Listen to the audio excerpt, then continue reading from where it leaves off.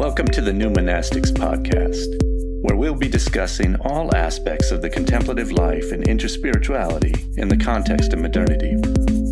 On each episode, we will choose a topic to explore with one of today's leading teachers or thinkers. The New Monastics podcast is a project of Charis Foundation for New Monasticism and Interspirituality, which is dedicated to the emergence of a newly conceived contemplative life of embodied spirituality and sacred activism.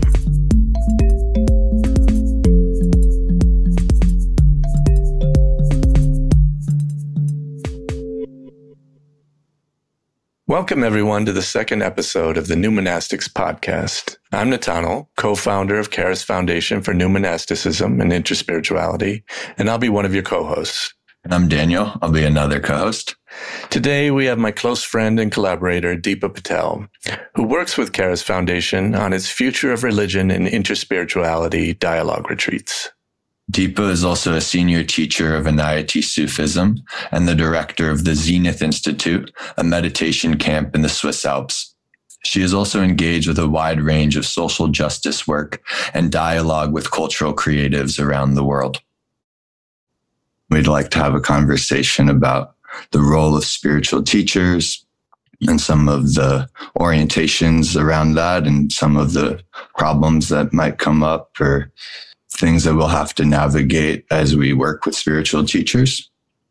So just to start us off, I just wanted to kind of get just a very basic question, which is, what is a spiritual teacher in both of your minds, and what is the role of a spiritual teacher on the path as far as you can see it? And maybe if one or both of you could address what is particular about the spiritual teaching realm or working with spiritual teachers in our current modern context. It's a nice question, Daniel. As soon as you said it, I thought about, I guess, who I would consider to be my first spiritual teacher, who made it very clear that he was not a spiritual teacher, which was Krishnamurti. And I remember reading his book, The Impossible Question, as a teenager. And I think this is where the word teacher becomes interesting. It was that sense of both relief and inspiration that I was reading someone who was pointing out a way or shining a light to something that was so important to me and who I was at that time. And it was such, it was like finding life in a way. And I think that can often be the case, has often been the case for me in terms of thinking about what a spiritual teacher is, all of the things that I just kind of named. And it's easy, I think, to feel that this role is about a person, which is, I think, where we start with our definitions, and generally a living person. But I think as we evolve on a path, there's a point at which everything becomes your teacher. There isn't a single thing which isn't the teacher. And in a way, that's what you could say the spiritual path is, that journey. And where we enter it is different for all of us. It can be, a finding of a teacher in a person who we then follow, who's there to answer our questions, who's there to guide us and inspire us. But it's so much more than that.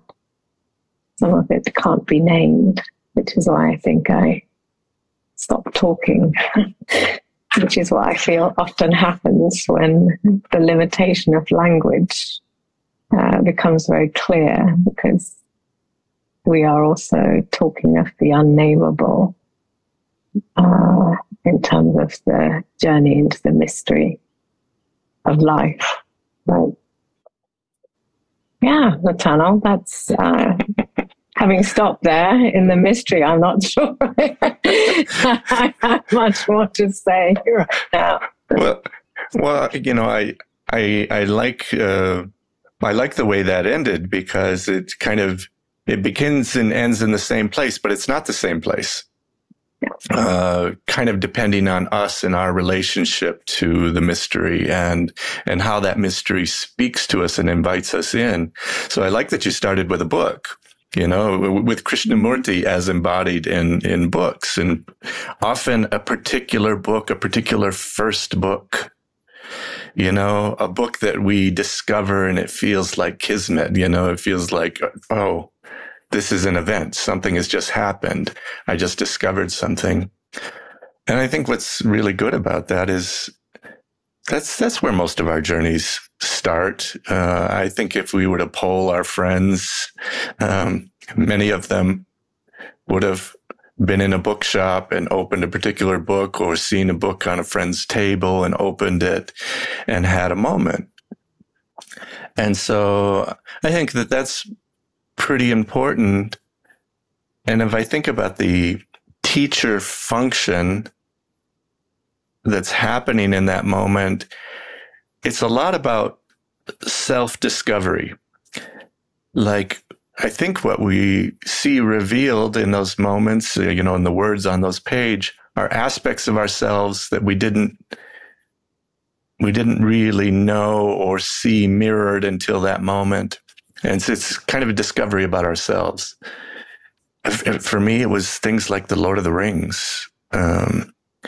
Like it mirrored a kind of nobility that I didn't see in my environment, but felt like recognition when I read it on the page, like that's who I am.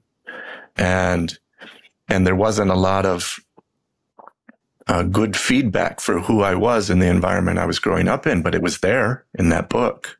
And so I think the books can do that for us. They can lead us a long way, in as much as they reflect something true about ourselves. It becomes like a clue on the journey.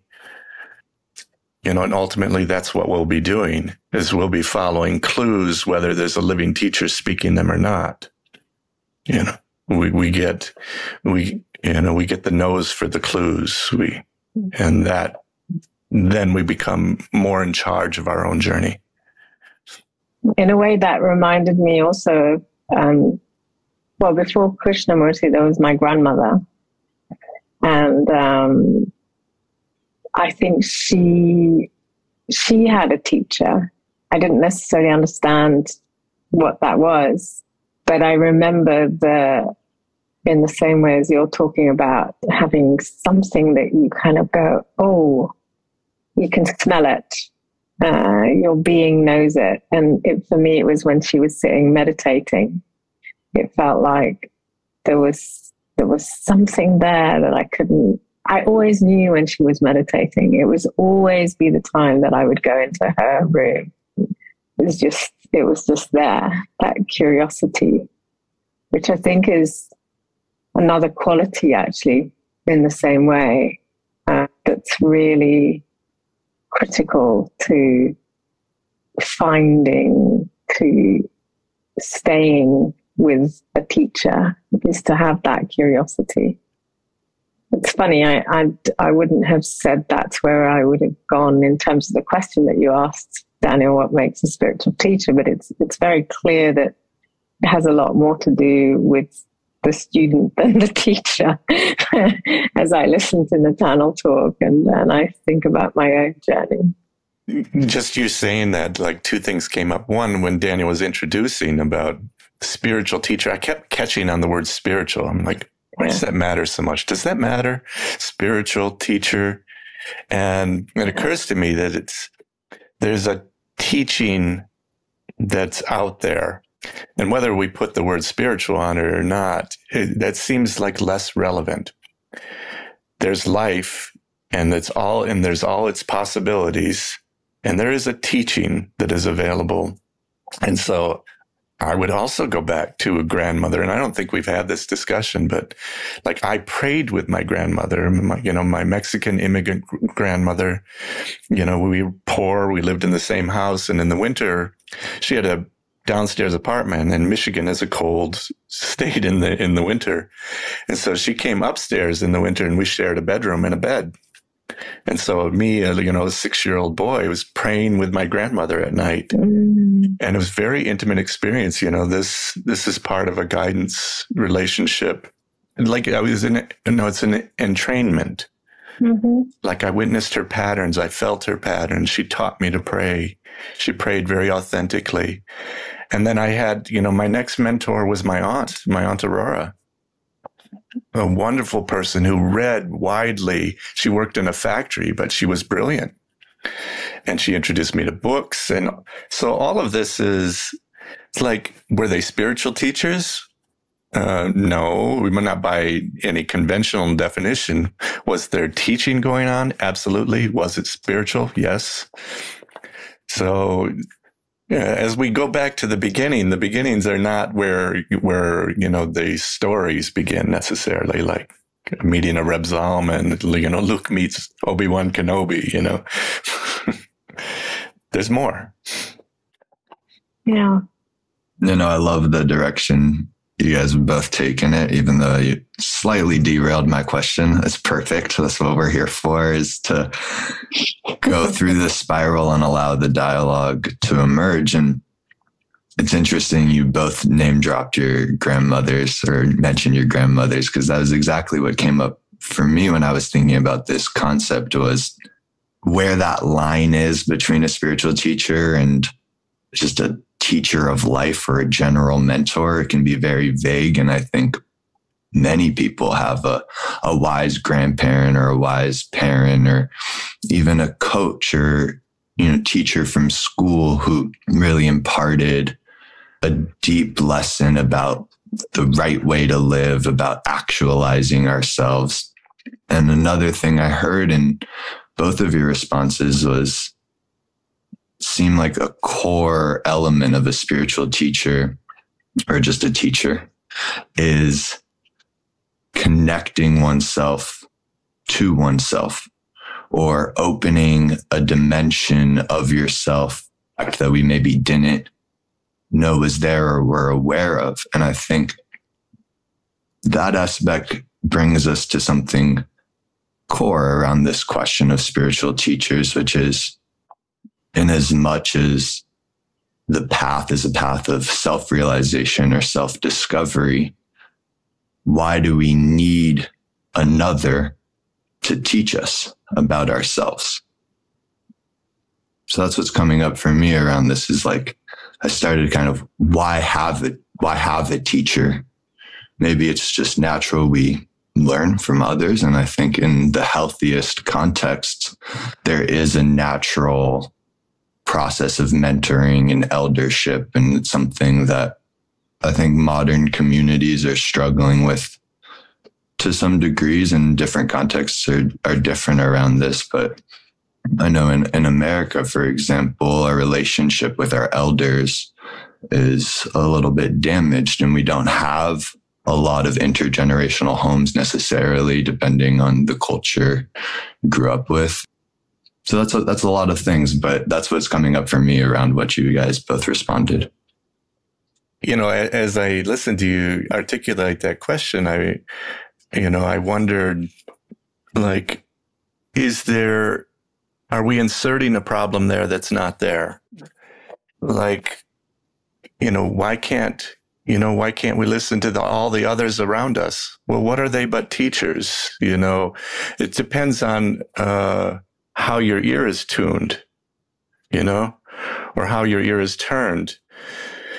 If we want to talk about, why don't we just rely on ourselves? Well, that's good from one perspective, but the idea that we are independent beings, fully reliant on ourselves, or ever could be, is a problem in our culture, and that is creating more isolation. And And it's a kind of, it's a falsehood. Independence is a falsehood. Interdependence is a truth. And so if we're going to go in that direction, then we're going to become more and more isolated. The truth is, if we're speaking non-duality, then, where does the voice of God come from? Everywhere. Where is the ear of God? Everywhere. There's nothing that is not speaking God's voice, and everywhere you speak is being heard. And so it's about discernment between the voice of God and the voice of God. I know that's getting a little complicated, but what I'm trying to get around to is that we're not going to get there alone. That's not how we evolved as a species. It's not how we got this far. And now we're endangering ourselves. It's a question whether we'll get any further. And a lot of our problem is this sense of just being encased in these bubbles. But the way we evolved was pro-social. It was together. And so it's like there are things I cannot know about myself from myself. I have to see them mirrored. And it's like that wonderful thing, until recently, we didn't so much have mirrors. And so other people knew what we looked like up until 50 to 100 years ago. Other people knew what we looked like better than we did. Everybody you met knew more about you from a certain perspective than you do. And that suggests that we can't be whole without one another. This comes back to the real function of the teacher, mirroring. Because how are we going to get out of the little game that our mind does unless somebody gives us a clue? Somebody mirrors something back. It doesn't, the journey doesn't have to end with them. It should end with you. But together we have more clues about each other. So it's a pro-social process, basically. So I'd say that's why we have teachers, and they could be anybody, and they certainly are everybody. And then there are more intimate relationships. I'm sorry, that was a long way of getting there, but I think it's the why. Well, I think when I listen to you, Nathaniel, I'm also in this moment aware that the teacher is both mirroring. This is the paradox, right? Mirroring you as God, as well as you as you. If that's where the paradox lies, in that the teacher is mirroring that. I hope that makes sense. Which I think is an interesting function of what a teacher does in a way. And you could say that that's true in whoever the teacher might be, whether it's the tree outside my window I know is my teacher. But all of that happens in that instant. Mm-hmm. And a teacher, though, is also I wouldn't know how to meditate if I hadn't had a teacher. Different kinds of teachers. So there's something about that process of how to discern, you can say, how to become empty, how to become full, how to become present to myself. There is something about the techniques, the learning of that, which is important in terms of the journey. So we can talk in this very vast and beautiful way that everything is a teacher, and then there's very specific things that a teacher teaches, a spiritual teacher teaches. Just as a chemistry teacher isn't the same as a maths teacher, that there's something to be said for that as well. And I think probably all of us, some people grow up in a tradition and they follow that tradition. Then there's the journey itself of discovery if I think about the different stages and the different paths that I've taken with different teachers, I've learned many and different things from them. And again, it might not be about a teacher, but there's something about committing to a discipline, committing to the learning of a path that I think we can talk about, which again can be about the teacher or not about the teacher, but that feels like a critical, like I would say that was a critical moment in my path of making the decision to take up a practice, and to commit to that practice, instead of having what in our world is very easy because we're constantly flicking and we have every kind of knowledge at our fingertips and we can just go wherever. What does it mean to sort of go, no, I'm taking the decision to follow this for a while? I don't think we can have this conversation without talking about that in terms of spiritual teachers or teachings. I don't know what you feel about that. No, I love the tension that we're in around specific spiritual teachers and maybe what one would normally think of as a spiritual teacher and this kind of broader definition. And what you both are saying was reminding me of two little sayings. One is when related to Tai Chi, they say you need 4 hands to learn Tai Chi. So the two of your teacher. And then Ram Dass in Remember Be Here Now says, when you know how to listen, everyone is the guru. Mm-hmm. And so it sounds, you guys are both speaking to that, but I want to pick up with where you left off, Deepa, which is yes. And at the same time, there are teachers who are teaching something specific, like meditation or prayer or a specific spiritual tradition, whether that's Zen or Catholicism or Sufism. So I don't know exactly what direction to go here, but it feels like that's the thread I want to pick up on is a little bit more of the particularity of teachers. And maybe both of you could share a little bit about just what those direct relationships look like with living teachers, or just what you've gained, or what is that set of skills?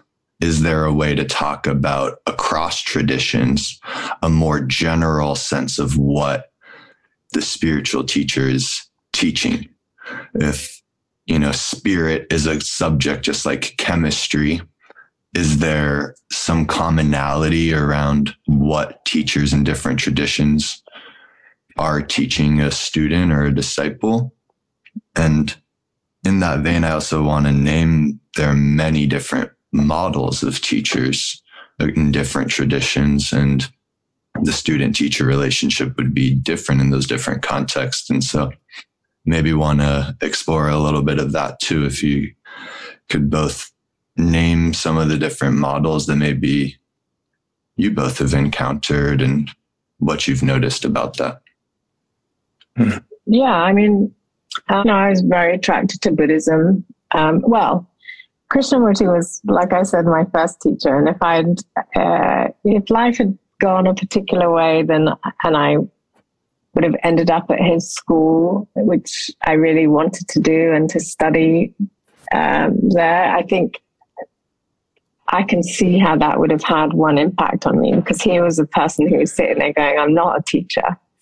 And yet he definitely had a particular thing that he was speaking to, which was very much about coming back to where you are. Where are you in this moment? Here. Are you here? Are you here? Kind of thing. You could say it's a non-dualistic. I mean, hard to put labels on all things, but there we go. I think in a way I was glad that he was the one that attracted me, because it meant that there was some things that got stripped away in terms of a kind of guru-like relationship. I come from a tradition which is I'm born a Hindu, so that guru-like discipleship is sort of has been handed down in some ways. My grandmother was a follower of Sri Aurobindo and the mother, so that too wasn't quite a guru-like relationship in the same way as my tradition.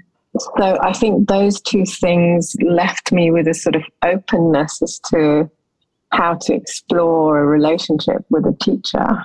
And when I went into Buddhism, when I started to study Buddhism, I think I took that with me.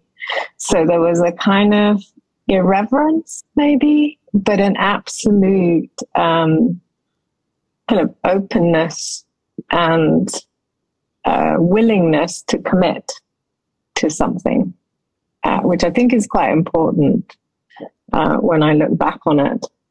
And I really appreciated learning the technique of meditation very specifically within that tradition. I didn't follow all of the teachings in it, but that was my sitting practice. That was what gave me my sitting practice in terms of studying. And then I studied Kabbalah with a working class white woman in a small town in England. And she had a particular way of teaching Kabbalah, which, was hers, really. We can talk about appropriation now in some ways or whatever, but there's something about she was handed this tradition from someone who was handed this tradition from someone. So that lineage, that sense of being handed down teachings in a particular way, that I have a huge amount of respect for. There's something very powerful about how something is transmitted from one person to another. And I think that's something that wherever I go, I kind of really feel the power and the sacredness of that. And you can smell it and taste it. You know when it has an authenticity to it. She was a totally authentic teacher in terms of what I learned from her. There wasn't anything superficial or that she didn't. It was right there fully in her. So we're pointing to some qualities, maybe as you were talking about, that you could say are universal that come into this. Like this person has truly studied what they've been taught, and they have a huge respect from where it's come from, and they know it really well. And that gift there's nothing like it really in all of the years with different teachers that I've studied. And I know instantly, it's like walking into a room, listening to someone talk. Now, I'm really glad to say I don't sit around when I hear someone and go, oh, yeah, this doesn't feel true. I'm out of there. I don't give time for it. And now you could say that that's an arrogance on my part to even know it. But this is years of really studying with many different types of teachers. And I'm really glad for when spirituality didn't hold in terms of justice in the world, and that became the case in my late teens, early 20s. It was like, no, spirituality is not going to answer the crap that's going on in the world right now. It doesn't work. And I had to walk away from the past and became actually more of a political activist. And that was my teaching. And there's something that I can also speak to that's about community, that's about really learning what it means to commit to a truth and to not let go of that truth, to become freedom, true freedom.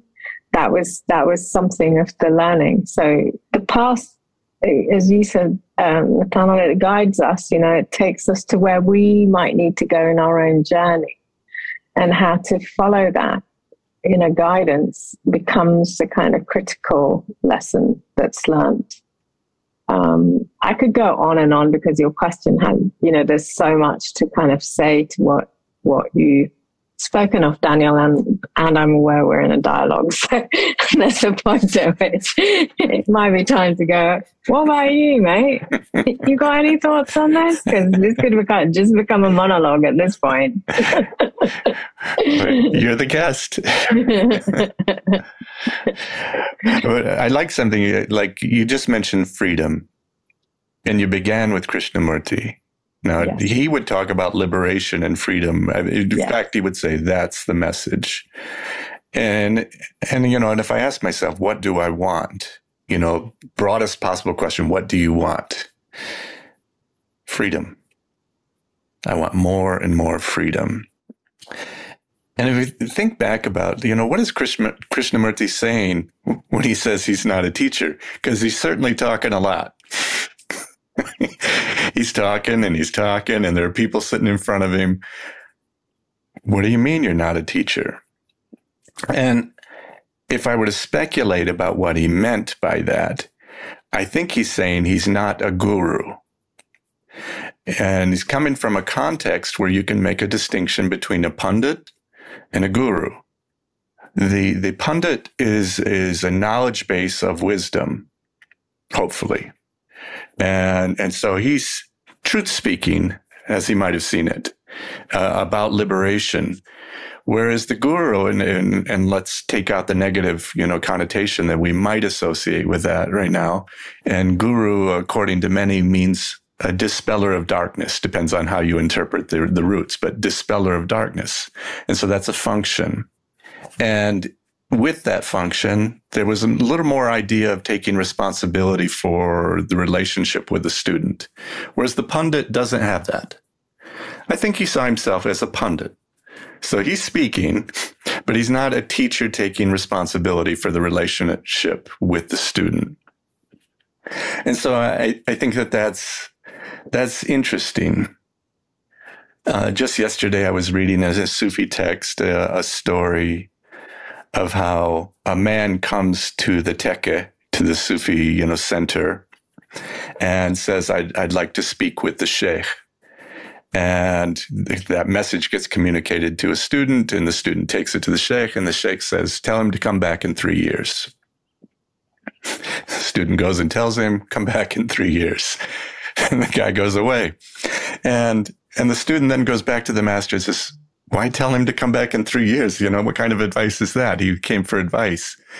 And he says, worse advice he would have gotten everywhere. Everywhere else, he'd have gotten worse advice than that. I have better advice for him, but he's not ready to hear it. So the advice currently is come back in 3 years. And that is much more, that's not a pundit. That's a teacher who's like measuring what the situation, the pundit can just truth speak.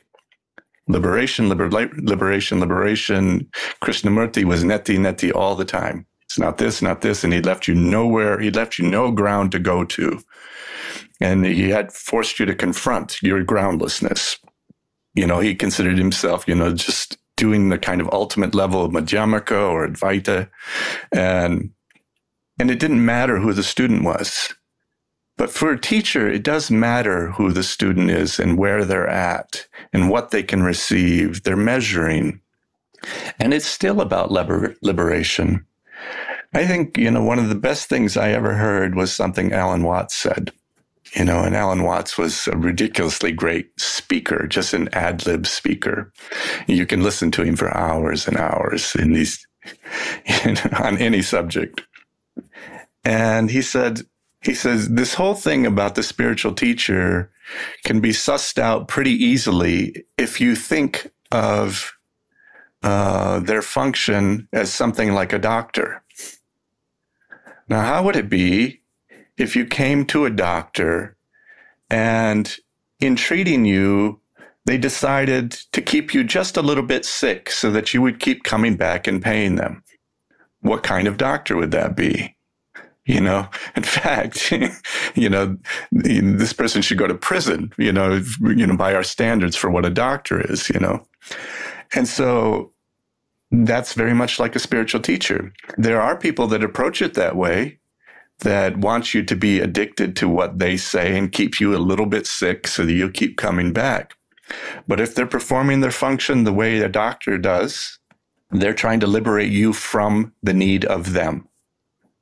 Their function is to make themselves obsolete in some sense, at least for this person. And that kind of cures a lot of our maladies about what a spiritual teacher should be and what their function is. They're trying to make you independent of them. Their real goal was to make themselves independent. And inasmuch as they've been somewhat successful at that, it magnetizes people to come to them to get a little bit of that medicine. That's all right. I think that's all right. We see something in one another and we think that person may have the ability to reflect to me something of what I actually am. They might have a clue about me that I can reclaim. And that would be good language from Hazrat Inayat Khan. It's about reclaiming our inheritance. It was already belonged to you, but it might be in their possession for the moment. But it's your property, Yeah, I think I was very shocked when I met the teacher that I took initiation with. Of course, on a mystical path, that's not on every path. But to me, it was completely shocking because I never, in who I was, believed that was something that I would do. I was, because of being that freedom lover, right? It's like, yeah, I'm going to study with a teacher of Kabbalah, and then I'm going to go here, and then I'm going to go here. And I remember being on a mountaintop in the Swiss Alps and walking into a tent and seeing this man and kind of going, who are you? And the whole of my being was just like, oh my God. And I remember sitting on that mountain after I'd been in his presence for 2 or 3 days, and I'm looking at the sun's rising, I'm meditating in this beautiful place, and I asked this question of why this man? What is it that's going on here? And at that morning when I walked into the teachings, someone stood up and said, oh, if anyone wants to take initiation with this man, then please come and see me. And I couldn't get up. My whole body broke out in a cold sweat, and I was literally paralyzed from the moment she said those words. And I was just like, oh my God, I think I'm meant to take initiation. And it was so shocking to my whole system. I walked around in a daze for 2 days, trying to see what I was going to do about this matter, because Krishnamurti, nete, you don't need any of this, right? This is the foundation on which my path had been built in different ways, and I took initiation, and I tasted a different type of freedom, a freedom I couldn't have tasted if I hadn't decided to become a disciple, as it were, at that moment. So I think I'm telling that story in terms of what happens as well, in terms of everything that we're talking about when there's just that thing. And I imagine, Natano, you might have a similar sort of story where there's something else that goes on. There's something that we cannot fathom, really, that calls us to another way in terms of what we need. And I'm still shocked when I tell the story, because if you really, it's still something that's, while I've learned what it means to be a devotee.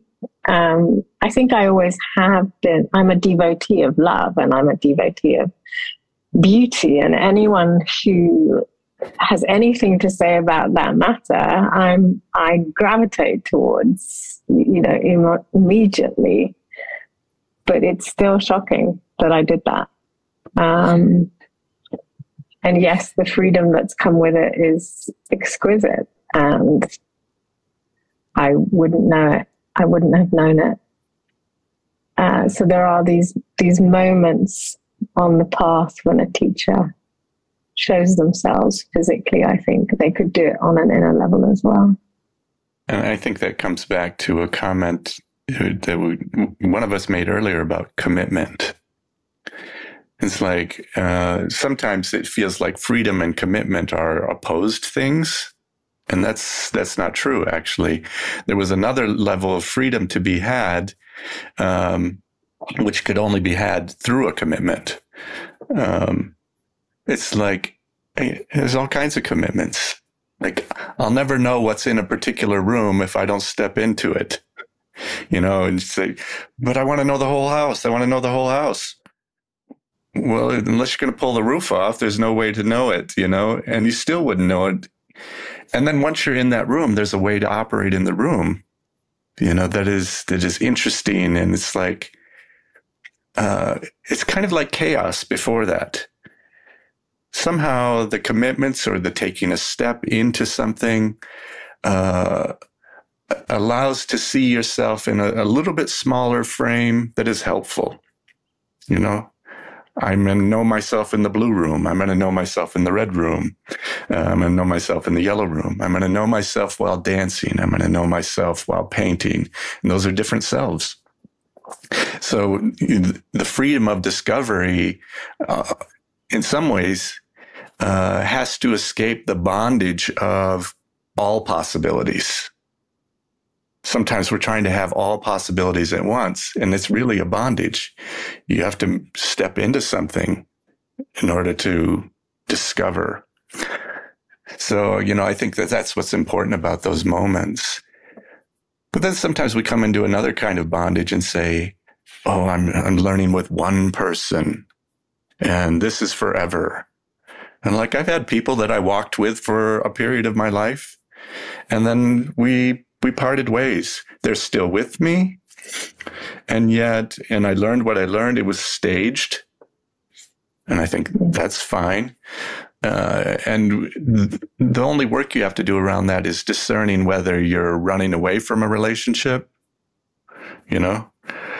or it's just the nature of life to learn from multiple sources. So I have kind of teachers I consider primary, and they also pass on. My teacher passed on. What do I do now? Am I teacherless? In one sense, yes. In another sense, not at all. Not remotely. So, yeah, these are really interesting questions. I hope we're doing them justice, Daniel, because there's so much in the questions that you're asking us. There's a part of me, it's like, oh my God, we only answered that bit of your question, but Exactly. No, it is very much justice. I'm just throwing out a lot of things, and y'all pick it up where you're inspired to.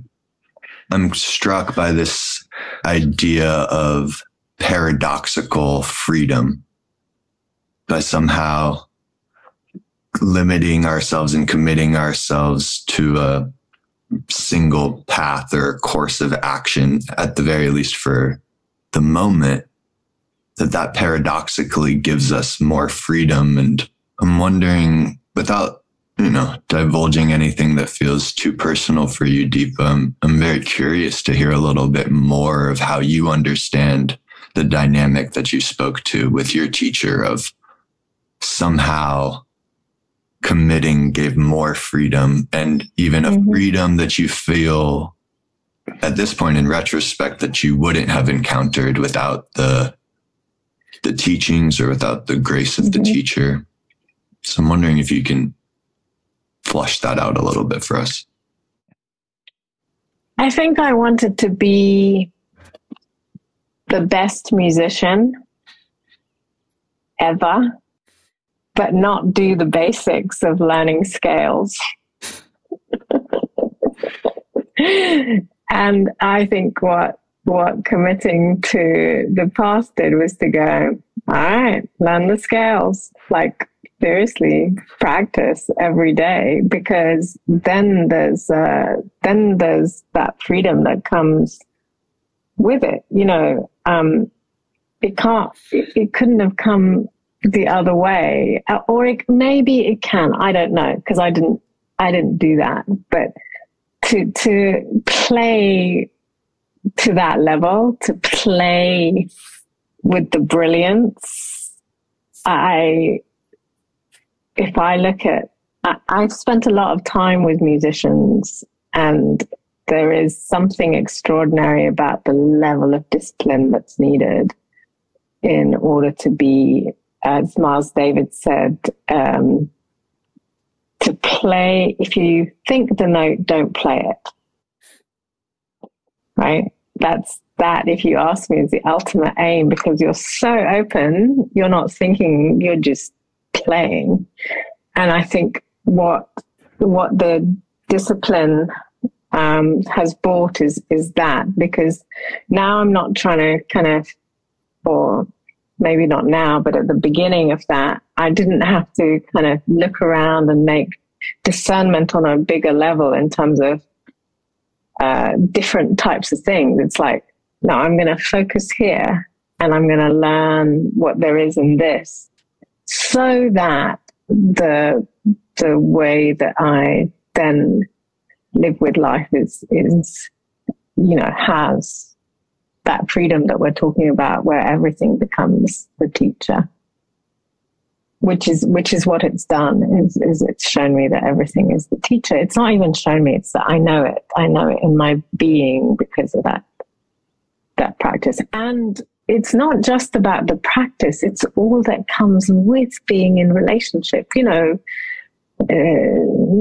like we learn in every relationship. It's like, what happens when you get disappointed for the first time with this teacher that you held up, and you're just like, that heartbreak is like, oh my God, it's the same as the heartbreak that we have in a love relationship, but really critical to then how do I stay? Then how do I keep committed in doing what needs to be done? So I think that relationship has similarities, as Nathaniel was talking about, with other things. And yet it's ultimately it's about the relationship with God. And this teacher is playing that, to begin with, in the way that Hazrat Inayat Khan talks about it, is an intermediary, is the Cupid that's going to take you to the beloved. And so that's part of the function of the teacher in that, to say, here, this is what it means to be in relationship with God. Those are the questions that I ask as someone who's a guide of the people that I guide. Like, where are you in this relationship with God? However, whatever that word might mean to you. And it is, as you said, Nathaniel, all about getting out of the way of that. That's all that I'm serving, is that moment. And I'd say that the other thing, which again is paradoxical, is because there is a lineage, that actually I get to rest in the lineage. There's something very nice about knowing that my teacher had his teacher, who had her teacher, who had their teacher, who, and it just goes on. And so suddenly I'm not alone, and I get to rest in that. I can rest in it and serve that, because it's a very living thing. So again, we're not, I've learned that I might have started thinking that it was this teacher, but actually it's not. It's like everyone. And then we're into the realm of the invisible, and then we're into the realm of, everyone that's ever been before, in whatever way they've been. That's heavenly, right? That's like, oh, you get to play with the best of the best in that respect. So, yeah. There's that moment at the end of the last Star Wars movie where Rey realizes that the voices of all the Jedi are speaking to her, and that she has access to all of this wisdom, and she's on the point of this hinterland behind her, of wisdom. And it all coalesces at this point. And not that she's the pinnacle of wisdom, but it's that all that's supporting us from behind. It's not just one teacher, it's multiple. And in time, you come into that relationship with the multitude. And in some ways, it's no longer just the one teacher. It's all the teaching that's been available, both in the lineage and outside of the lineage, but especially in that support. And like over time, I grow in relationship to the teachers that came before my proximate teachers. And that's a really great exploration to start crawling your way back through and experiencing them. And, Deepa and I are friends, and, I don't know the young woman who is experiencing the freedom before the disciplines, and in some ways what we're talking about is the disciplines of freedom. And that's a odd sort of phrase, right? Yeah. But the woman I know now and that I admire is a person of practices who takes on a practice for a disciplined period and does it in a disciplined way. But the discipline is that there are kind of boundaries around it and there are rules, but she does it like an artist. Yeah. And it's a great personal exploration. And so it's like, it looks like freedom to me, though it's in a room. And so like, that's the person I know now. And often what we're, our mistaken notion of freedom is like just having the luxury of not having made a choice yet. And so you can just hang out with all your possible choices and feel like it's a freedom. But really, it's just a waiting room in life. Because ultimately, that's a choice too. And it's not life. It's not living. And so that's kind of what you learn. Nope, better step on a path or it's going to step on you. So like it was interesting to just see that reflection of you before that choice, because I know the woman after that choice. Yeah.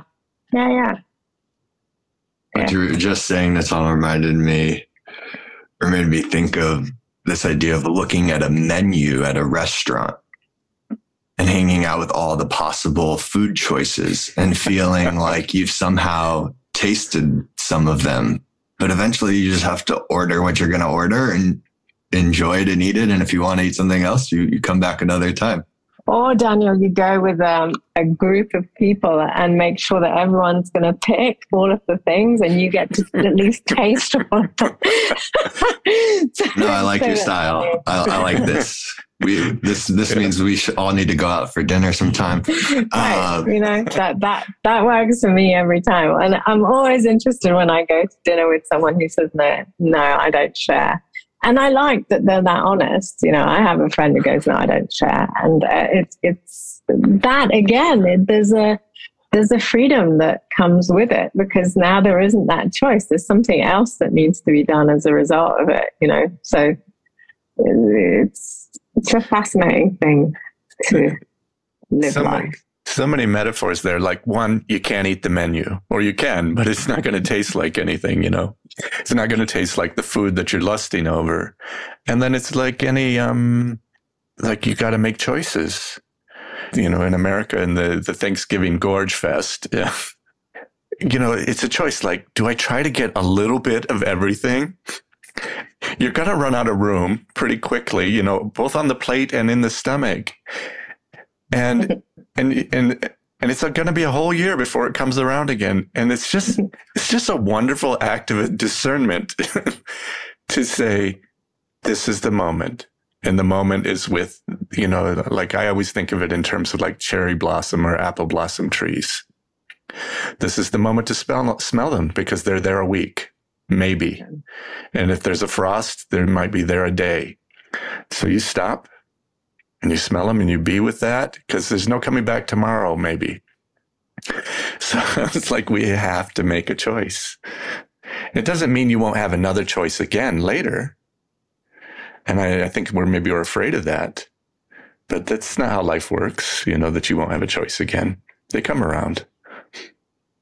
I was thinking about that, and in recent months, I've thought a lot about the path that I'm on and really questioning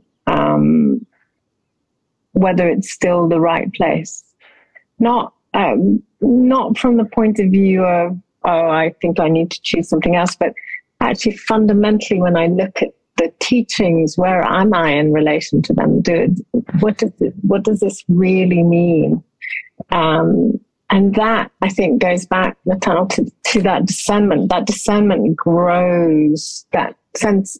And again, it's in pursuit of freedom, I think, Daniel, to really kind of not just take it for granted, because it's very easy to take it for granted and just to keep going without, there's a re-examining, which isn't about doubt.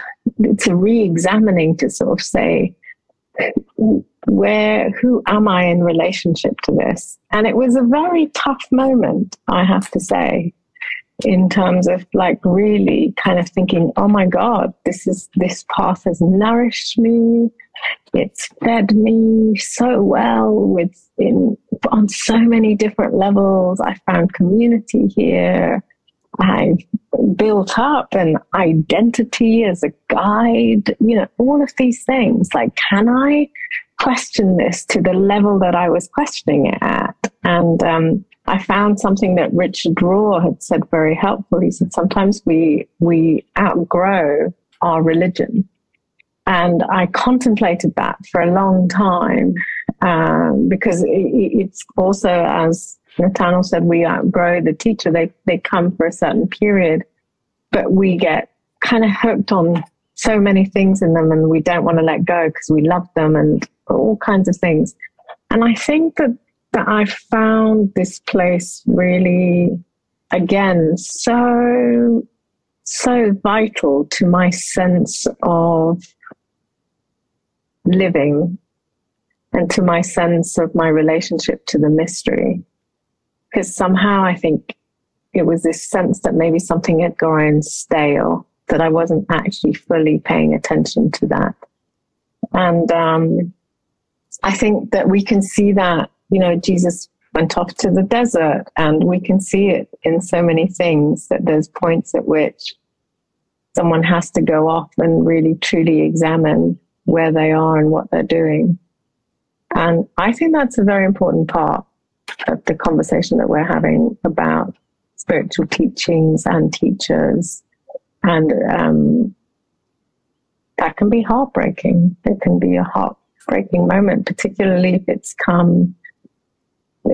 nice that for me it's a sort of point of discernment, but so often it's come because of abuse and because of harm and so many other things, and we carry on seeing that on a daily basis in different ways, that people have to leave what's important to them. But I think this has been, it's been a particularly precious moment to really re-examine on a very deep level, and to go to places of what I would consider heretical for myself, and I really had to ask myself about it. Like, I believe in love like nothing else, but hang on a minute, what if that's not where it's at? Am I willing to sit and go, yeah, love, what the hell is that about? I often think when I listen to people who start journeys, spiritual journeys, that there is a point of just kind of going, okay, like this, you really want this? Because this ain't like, I don't know, just easy play. This is something else. Yeah, what you're saying is resonating with me on just the level of intimate relationships and love relationships. And you've already mentioned that relationship of spiritual intimacy with a teacher can be a kind of love relationship, even completely non-romantically, can be a specific kind of intimate love relationship.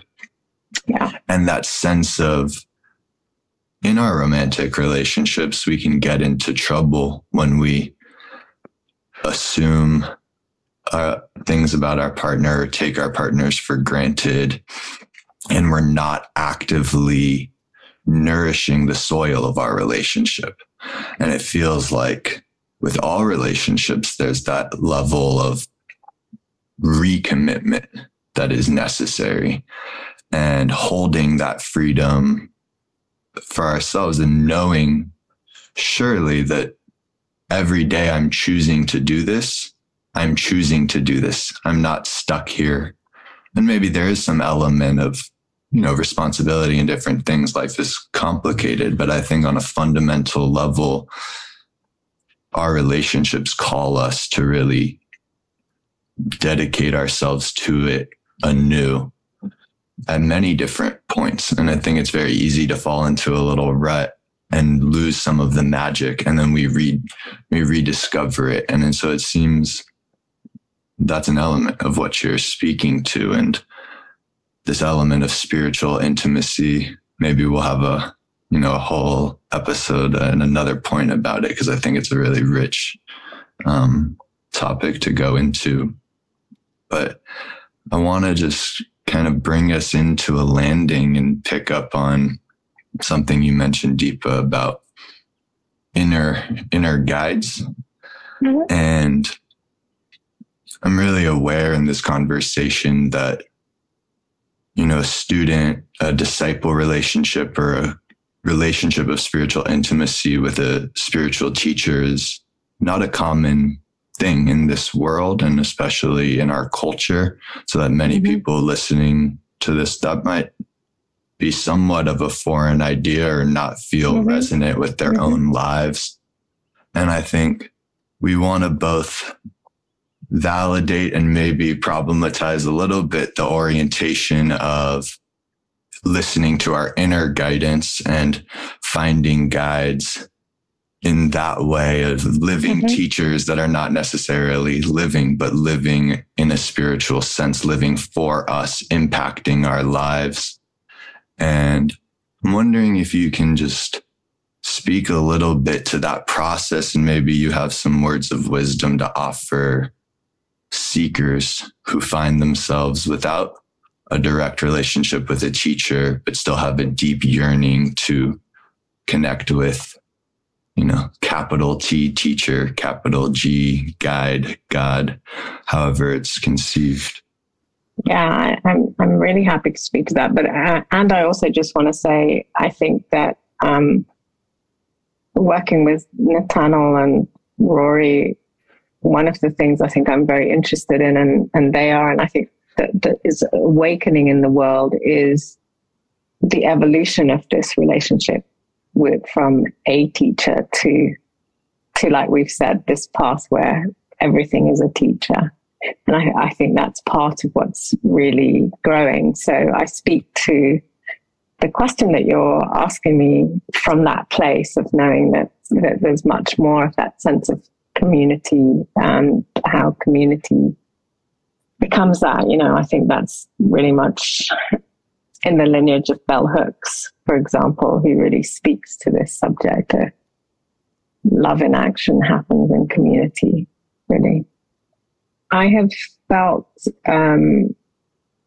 one of the greatest gifts that I've been given on this path is this realization that there is a whole community of inner guides that we can turn to, and that can be anyone from a different lineage. It can be an artist. It can be pretty much anyone. And often these people might come to find you because they can feel a need in you that can be met, or you go looking for them. And for me, that happens now a lot in different ways. Different people come. At the moment, Lucille Clifton, the African-American poet, is like my teacher on the inner plane. And it's not just about reading her poems. It's about actually feeling her as a person, as to what who she was and how she became the poet that she became. And it can, like today I saw a picture of her and suddenly she's kind of really present as this being in my life who takes me to what I think is one of the most important things for me at the moment, which is to find the poetic voice. I don't mean just from the point of writing poetry, but that in this messy world that we're in, there's something that a poetic voice gives us, which is different to everything else that's here. And to listen to it provides a whole way of being able to make sense of life in an insane world. The Italian philosopher Marcello Ficino talks about necessary madness. He says one of the ways of dealing with this world that we're in and this necessary madness is poetry and a poetic way of thinking. So she's here to help me kind of go, how do I make sense of colonization and climate and all of these things? She's a different guide. And it can just be about being with her for 5 minutes to just allow for something new to come in. So there's all these inner guides. They've come at different moments. It was interesting. I was trying to learn about the cosmos, and out of nowhere, Teilhard de Chardin came. And it was this beautiful moment of like going, oh, well, talk about someone who knows about the cosmos. Yes, this person knows about the cosmos. And what was right to do with him was to have a photo of him just smiling, sitting near me. So whenever I looked up, there he was. And I was immediately taken into the cosmos without needing to do anything but that. So I think that what I'd like to communicate is there's this richness. If you just take 5 minutes to go, what do I need? Who do I need? Who can really help? And see who shows up for you. And to begin with, it would often be that that I'd go researching who they were, right? And then over time, I've learned that I don't need to go and find out everything about them. I can just start with feeling them with me, and then I can go and research something about them, and they can. Then I'm taken on a different kind of journey. But it's like realizing that your friends just aren't in the physical world, that they're in the invisible world, and there's fairies and there's elves and there's all of those things alongside trees and bees, and this whole world is there to support you and to enrich your life and to be there when you're at your lowest ebb and you can't think that you're ever going to make it through. There's beings if you just let yourself open to them. So that's what I see as inner guidance, and that's what's helped me. I recently, my heart has been a little broken, and I was sitting having lunch on my own and just reflecting on, oh gosh, no, not again, kind of thing. And then suddenly Leonard Cohen, I could feel Leonard Cohen sitting opposite me going, I think you're great. And it was just like this moment of going, oh. And then before I knew it, there was like every man that I've ever admired was around this table, Nelson Mandela and Gandhi and everyone. And they're just like, we think you're amazing. And it was like, just in that moment, like, it was so fantastic. It was just what I needed. And then suddenly there's these other characters coming and going, yeah, we just wanted to see what was going on here. Like, who are you? and I was changed, right? I was completely transformed from this person who's just like, why do I keep doing this to myself, to just having this whole gang around me, just making me kind of go, all right, I'm going to be all right. These guys love me. These guys think I'm sexy. These guys think I'm worthy. So, I mean, I know all of these things for myself, but once we start playing in this realm, then all kinds of wonderful things happen.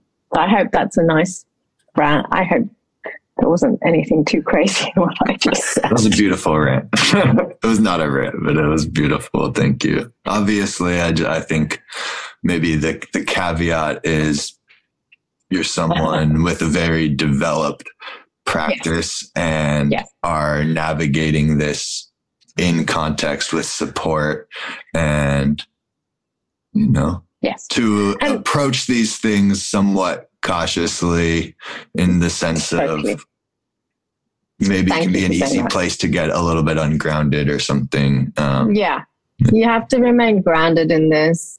I think that's very good that you pointed that out. And it's a slow burn, right? It's just you're learning an art in doing it. So this is years and years of practice. But it starts very slowly to just for a moment give yourself some space to think, who else might be here that can help? It sounds almost like the art of tuning to guidance. Yes. And then allowing that guidance to manifest in whatever form is needed for you in that moment. Yeah. Yeah. And, the people that come up, you can take the measure of whether they're speaking with a more or less authentic voice. Leonard Cohen says what Leonard Cohen is going to say. Like, we know his music, we know his poetry. Like, it's on point, and you'll know whether it's on point or not. It's an interesting thing. And I don't think, we're not asking anybody to believe anything they're not ready to believe. But we also don't want to do a kind of apologetic spirituality that, and act as if these things aren't implicit in the teachings, that it's fairly clear teaching if you took them seriously that dead space is not dead space. We live in a crowded universe. This room is crowded with beings. Our spiritual ancestors are there and we have access to them and they have access to us. My own teacher had an interesting experience that he was sitting with a great Hasidic master, and that master happened to quote, a master from hundreds of years before. And after quoting him, he rose from his chair and went over to his bookshelf to grab the book of that person and bring it back. And my teacher, who was then a very young man, said, "Oh, no. I trust that you quoted it accurately." And the master looked at him indulgently and says, "No, young man." He says, "When I spoke his name, I made him present. And the least I can do is kiss the book that he wrote, because that's living in a universe of other living beings, whether they seem to be here or not." Yeah. And I had an experience with my own teacher once where very interestingly, he started to tell me, the room is full and it's full of your supporters. This one is happy with you. This one's a little less happy with you. He's still your supporter, and he named people that were in the room. And I found this, amazing, and amazing that they were thinking about me in different ways. And some of that was being named. So I think, of course, you don't ask anybody to, necessarily believe that. But on the other hand, just where we started with like, when you read something in a book and you have an inspiration, you're having a relationship to a teaching. And there was a voice for that teaching. There was a person that projected that teaching into the universe. But ultimately, if it's in the book, it's still relational. You're relating to the voice as embodied in the book now. But it's still relationship. Different quality of relationship. There are different tones to it. The confrontation isn't quite the same. And the the confrontation with a living being is kind of up levels the whole experience. But it's not as if we're not having teacher relationships all the time. And a lot is about how us and how we engage that. And Deepa's just really giving a great example of like engaging it on many levels, just being open, not being, just drifting off into fantasy. You become the reality tester, but you don't become, you don't act as if it can't be. What do we know about what can't be? It's like, no, if I heard the voice speaking, that's at least a part of my experience. And I agree. You're a fantastic woman. I'm pretty sure Leonard Cohen would say that. Wow. Thank you. I feel the same about you. You're a pretty fantastic woman too. So, thank you. I say in my deepest voice.